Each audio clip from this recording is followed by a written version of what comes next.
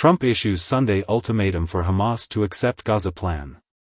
United States President Donald Trump has issued a weekend ultimatum for Hamas to accept his 20-point plan for a ceasefire in Gaza, as Israel's war on the territory grinds on.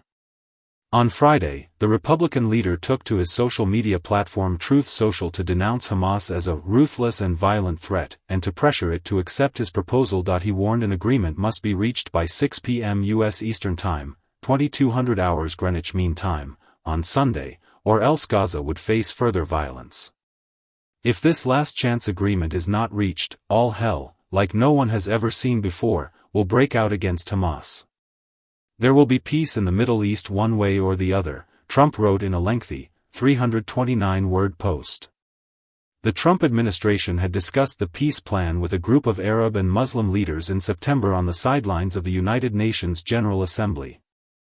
Then, on Monday, as he welcomed Israeli Prime Minister Benjamin Netanyahu for a fourth visit to the White House, he unveiled the full text of the plan. It does not include a pathway to Palestinian statehood, a major point of contention.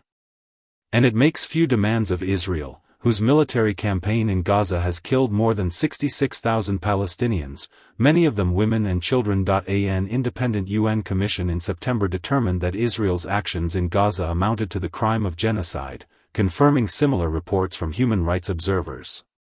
But the outline does set forth a plan to redevelop Gaza into a deradicalised terror-free zone that does not pose a threat to its neighbors. It would also require Hamas to agree to not have any role in the governance of Gaza, directly, indirectly, or in any form. In exchange, aid will be allowed into Gaza, where famine has been declared for 500,000 people.